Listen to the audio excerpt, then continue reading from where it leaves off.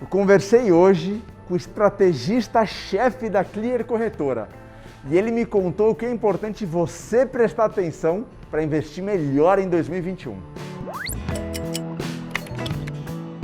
Pessoal, um recado rápido aqui. Se quer receber um PDF gratuito com um compilado com as melhores dicas dessa nossa série especial? Sim, um só lugar para você ter os melhores investimentos para 2021 e não perder nada. É só clicar no primeiro link aqui na descrição do vídeo, deixar o seu e-mail, lembrando que é gratuito, e receber o nosso e-book especial. Agora, bora pro vídeo. Fala pessoal, tudo bem? Eu sou Bernardo Pascovitch, fundador do Yubi, que dá nome aqui ao canal, um buscador de investimentos totalmente gratuito e online para você comparar e escolher os melhores investimentos.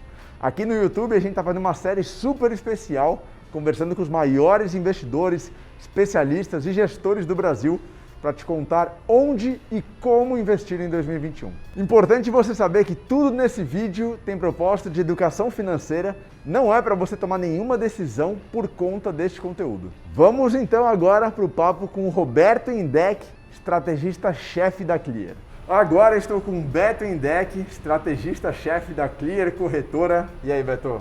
Fala, Bernardão. Tudo bem? Tudo bom, e você? Também. Obrigado pelo seu tempo, pela disponibilidade. É uma honra estar aqui ao seu lado desse rapaz. Você fala isso pra todo mundo? Fala, então tá bom. Nem vou continuar. Ele só gosta do pitch, da BEA. Se apresenta aí para quem não te conhece. Fala, pessoal, tudo bem? Sou Roberto Indec, estrategista-chefe da Clear Corretora. Muitos anos no mercado, mais especificamente desde 2006. E vamos falar daqui para frente, né? O que a gente pode olhar, o que a gente pode esperar, enfim, perspectivas olhando aqui para frente, né? Antes de a gente falar de perspectivas, você falou, você está muito tempo no mercado, né? De 14 anos. Cara, 2020, o que é o seu retrospecto aí, aprendizados? O que aconteceu? Puta, caiu muito, subiu muito rápido. O que está acontecendo aí em 2020 para você? Bom, 2020 foi um ano monotemático, né? Pois é. Vamos chamar assim. Eu acho que janeiro e fevereiro foi um pouco à parte ali, mas logo depois que a gente voltou do carnaval, final de fevereiro, a gente teve o início da pandemia aqui no Brasil, né? Lembrando que na China já começou em novembro do ano passado, outubro, novembro do ano passado, depois foi se arrastando para a Europa, enfim. Então, as consequências disso foram muito grandes, né, para a economia mundial. Eu acho que esse é um tema principal, não vai fugir de nenhuma roda, não tem nem como. Agora, eu acho que os aprendizados que tem são principalmente pela quantidade de pessoas que entraram na Bolsa, né? Por tudo que a gente viu em termos de aprendizado no mercado recuando muito forte, depois subindo muito forte, muitos ganhos para alguns em algumas pequenas determinadas ações, muitas perdas para outros também, né? Então, é claro que eu estou falando de uma maneira genérica, fica até um pouco mais fácil a gente falar assim, mas é por razões óbvias, você tem milhares de pessoas que assistem ao seu canal todos os dias. Mas enfim, é monotemático, não adianta a gente falar sobre crise fiscal no Brasil, porque a crise fiscal ela já existia antes e ela cresceu ainda mais, ou cresceram as preocupações ainda mais agora, nesse ano de 2020, em função dos auxílios emergenciais, que eram necessários de fato. E o tema principal, que deveria ter sido o tema principal em 2020, eram eleições nos Estados Unidos, que praticamente foi mais falado no pós-votação do que no período pré-eleitoral, né? Meio esquisito isso, mas foi aquilo que eu acho que dá pra gente tirar de grande aprendizado nesse ano. Foi um ano de muito trabalho, tenho certeza, para todo mundo, né? É claro que nós tivemos uma série de demissões, preocupações e aquele ponto de interrogação, né? De todos os dias você viver com um ponto de interrogação novo, do que esperar, como é que vai ser, como é que você age e a perspectiva para trabalho. Não vou nem falar de aplicação financeira, mas vamos falar de perspectivas para trabalho. A questão lado humano também foi muito importante esse ano, enfim, muito aprendizado. Enfim, eu acho que é mais isso da gente generalizar aí o ano de 2020. Legal. E aí 2021? Estamos agora gravando no final de dezembro, no começo de dezembro, né? Mas bem final de 2020. 2021 a gente entra com um otimismo com relação às vacinas, né? Embora ainda não tenha um calendário muito oficial no Brasil. Biden quer a aprovação de um pacote de estímulos fiscais agora em dezembro e de um outro em janeiro. Então ele quer entrar com muito dinheiro para a economia americana, né? Tensões dos Estados Unidos e China. Como que você vê um pouco... Bom, mercado americano nas máximas históricas. Brasil e Bovespa, não em dólar, né, mas em real, perto das máximas históricas. E aí, loucura, exagero, tá esticado, faz sentido, tem fundamento? Como que você vê tudo isso? Cara, ótimos questionamentos, né? Eu acho que 2021 eu acho que a gente tem uma série de pontos de interrogações. Eu, pelo menos, vejo dessa forma, né? A questão da vacinação, está muito claro que ela vem. A gente só não sabe em qual data, em qual prazo e o tamanho da efetividade dela. Por mais que os laboratórios tenham trazido de 90% a 95% de efetividade, eu acho que ainda tem muitos pontos de interrogação pela frente em relação a isso. Né? Inclusive, a gente viu muitas ações, especialmente as ações de empresas ligadas ao turismo, ligadas a commodities, os grandes bancos também, por conta da inadimplência e retomada da economia, aqui no Brasil nas ações, subindo muito forte desde o início de novembro, né? E continuando até esse meados de dezembro, que é o que a gente está gravando aqui. Eu ainda tenho uma perspectiva positiva para o mercado, mas muito mais decorrente de uma situação fiscal aqui no Brasil. Eu acho que ainda tem fluxo de investidor estrangeiro que pode entrar aqui em função desse fluxo. Eu acho que esse é um ponto muito importante. Iremos terminar, por mais que novembro tenha sido o melhor mês na série histórica desde 1995, a gente ainda vai terminar o ano líquido com saída de investidor estrangeiro. Sim. E uma saída muito relevante. Então, são vários pontos e aí eu acredito em relação à vacinação, em relação à entrada de estrangeiros aqui no Brasil, eu acho que isso ainda vai continuar. Tem muito dinheiro no mercado, lembrando que os bancos centrais mundiais injetaram muito dinheiro, né, ao longo desses últimos meses para reaquecer as economias ou não deixar as economias dormirem. Aqui no Brasil não foi diferente. Então, esse dinheiro precisa ir para algum lugar, né? Com taxa de juros próxima de zero nas economias dos mercados desenvolvidos, aqui 2%, esse dinheiro precisa ir para algum lugar. E eu acho que indo para a renda variável é uma perspectiva, é uma possibilidade de continuar a tendência desse fluxo. Eu só fico um pouco ressabiado em relação à questão fiscal aqui no Brasil, né? Agora, a gente tem ainda as próximas semanas, dependendo do Congresso se entrar em recesso ou não, se a gente vai avançar alguma coisa em reformas ou não, reforma tanto administrativa quanto tributária, que são as duas que mais se fala. E um ponto importantíssimo aqui, as agendas dos presidentes da Câmara e do Senado, ou seja, iniciou no fevereiro, nós teremos ali eleição para presidente da Câmara e do Senado, quem serão os eleitos, porque eles vão ditar o ritmo dessas agendas, né? Se vai ser do governo, pró-governo, ou se vai ser contra o governo, dependendo das circunstâncias ali. Então, eu acho que isso é muito importante para o Brasil. Eu vou olhar muito mais 2021, a princípio, para Brasil do que para mercado externo. Porque vacinação ela deve ter, né? Estados Unidos já começa agora mesmo em dezembro. Outros países, a Rússia já começou, por mais que não se saiba a efetividade, mas já começou. Reino Unido começou hoje, né, no dia que a gente está gravando. Exato, Reino Unido começou. Então é importante esse ponto. A vacinação aqui no Brasil, como é que a gente vai lidar com esses segmentos que são dependentes exclusivamente do cenário nacional, como a gente tem visto até agora, muitos ativos subindo, e cenário fiscal que é o preponderante. Eu acho que a discussão vai continuar, é importantíssimo. Todo comunicado do Comitê de Política Monetária, toda vez em decisão de taxa de juros, eles citam as reformas, e isso muito mais para conter a inflação ou não, a inflação que esse ano vai fechar muito acima daquilo que se esperava há 3, 4 meses atrás, né? Vai fechar acima de 4%, se esperava que fosse próximo de 2%. Sim. Né? Então, a gente chegou a ter deflação nesse ano, no mês, acho que maio, exato, teve deflação. Exato. Pô, você vai lembrar, e GPM também, a mesma coisa, GPM é 24% pelo menos a gente deve fechar esse ano. Não é normal, né? Claro. Então são muitas as situações anormais que a gente viveu e vive em 2020 e que a gente vai ter que analisar ainda as consequências em 2021. Legal. Gostei muito do que você falou sobre 2021 ser mais focado em Brasil. Porque 2020, realmente, apesar de a gente ter tido bastante disputa política no primeiro semestre, agora no final volta essa questão de agenda de reformas. Paulo Guedes perdeu um pouco de protagonismo na agenda de reformas, né? Mas foi um ano muito pautado pela agenda externa. Coronavírus. Então, interessante isso para 2021 ser mais pautado em Brasil. Uma dúvida, o que tira seu sono? O que você acha que vai tirar o seu sono em 2021? É isso, fiscal? E dentro do fiscal, o que é romper teto? É a eleição de presidentes das casas do Congresso? O que tira o seu sono? Eu acho que tudo. Não vai dormir? Não vou, cara, porque eu acho que uma coisa é meio que consequência do outro, né? Então a gente não tem como pensar em uma coisa específica. Você tem a questão de datas e efetividade de vacinação aqui, você tem as eleições da Câmara e do Senado, você tem uma série de perspectivas que acabam se encontrando, né? Essa questão do rompimento do teto fiscal ou não, isso é importantíssimo, né? Então, do teto de gastos, desculpa, não do teto fiscal, do teto de gastos é importantíssimo. e vira e mexe você tem uma especulação, se rompe, se não rompe, se vai, se não vai. Enfim, então o mercado oscila muito em função disso, né, dessas notícias.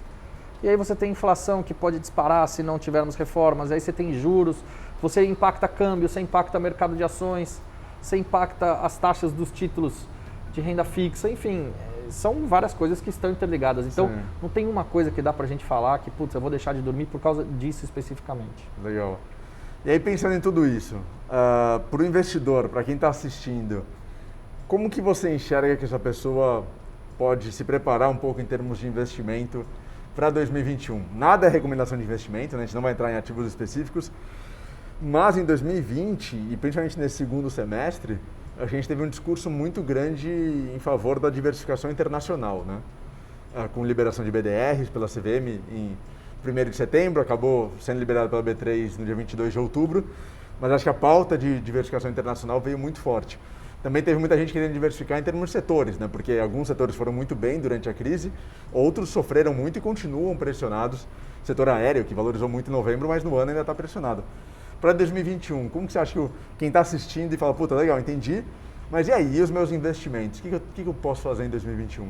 Vamos lá, eu tenho 2 aqui em especial para falar, tá? O primeiro deles são as taxas dos títulos pré-fixados, não só dos títulos, dos CDBs pré-fixados,